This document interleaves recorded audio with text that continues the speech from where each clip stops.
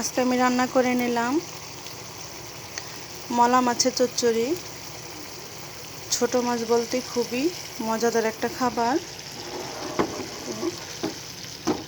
এটা আমার খুবই পছন্দের একটা খাবার।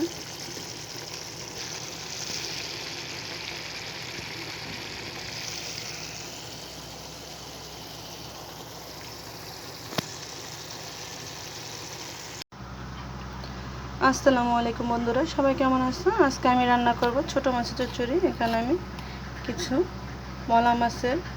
ছোট মলা মাছ কেটে বেছে পরিষ্কার করে নিয়ে এখানে কিছুটা আলু কুচিয়ে নিয়েছি, আচ্ছা কিছুটা পেঁয়াজ কুচি, এগুলো দিয়ে এখন আমি রান্না করব।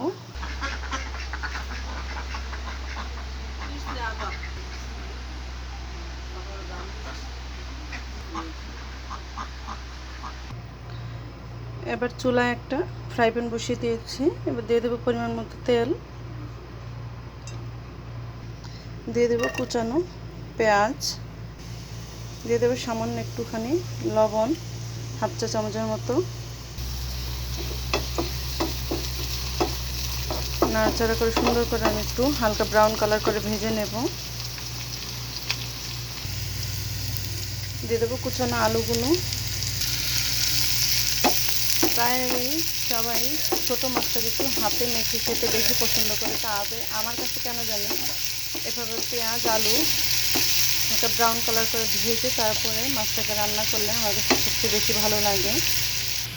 পেঁয়াজ আর আলু সুন্দরভাবে হালকা ব্রাউন কালার করে ভাজা গেছে। এর পর্যায়ে এখন দিয়ে দেবো 1 চা চামচ আদা রসুনের পেস্ট। এটা একটু আমি তেলের সঙ্গে সুন্দরভাবে ভেজে নেব। দিয়ে দেবো হাফ চা চামচ ধনিয়ার গুঁড়ো। এটা আমি তেলের সঙ্গে একটু হালকা ভেজে নেব। এ পর্যায়ে দিয়ে দেব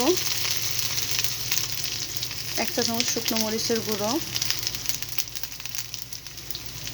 দিয়ে দেবো 1 চা চামচ হলুদের গুঁড়ো। এটাও আমি তেলের সাথে একটু হালকা ভেজে নিচ্ছি।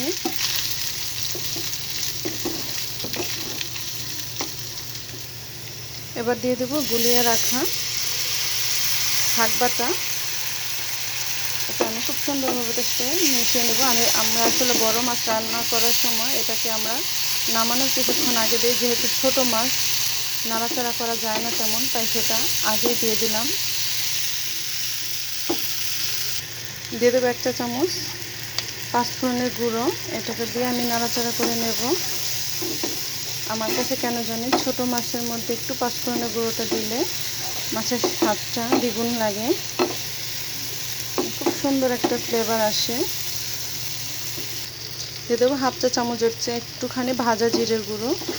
এটাও আসলে নামানোর আগে দিলে ভালো হয়, তবে এখন এটা তো ছোট মাছ, এটার ক্ষেত্রে যদি আমি পরে দিতে যাই নাড়াচাড়া করে মেশাতে গেলে মাছগুলো ভেঙে যেতে পারে। এরপর যা এখন আমি দিয়ে দেবো মাছগুলোকে আমি আলতো হাতে একটু মশলার সাথে মিশিয়ে নিচ্ছি যাতে করে মাছগুলো ভেঙে না যায়। দিয়ে দেবো সামান্য কিছুটা পানি।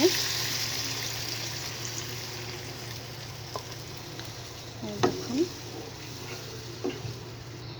সুন্দরভাবে আমি মিশিয়ে নিয়েছি। এবার অপেক্ষা করব রান্না হওয়া পর্যন্ত। একটু টমেটো কুচি দিয়েছি, সেটা স্কিপ হয়ে গেছে। আমি একদম টমেটো কুচি মশলাটা কষানোর সময় দিয়ে দিয়েছিলাম, সেটা আপনাদের সাথে শেয়ার করা হয়নি। আপনারা অবশ্যই মশলা কষানোর সময় টমেটো কুচি দিয়ে দেবেন। নামানোর আগে অবশ্যই একটু ধনেপাতা কুচি দিয়ে দেবেন। আমরা যেহেতু গ্রামে থাকি সচরাচর সব কিছু আমাদের হাতের কাছে থাকে না, তাই এখন আমার কাছে নেই, তাই আমি দিতে পারলাম না। আপনারা অবশ্যই নামানোর আগে একটু ধনেপাতা কুচি দিয়ে দেবেন।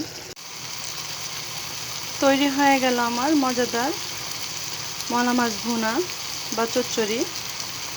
তো এবার আমি এটাকে নামিয়ে নেব।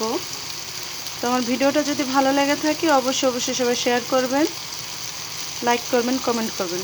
অবশ্যই সবসময় আমার পাশে থাকবেন। সবাই ভালো থাকবেন, সুস্থ থাকবেন। আল্লাহ হাফেজ।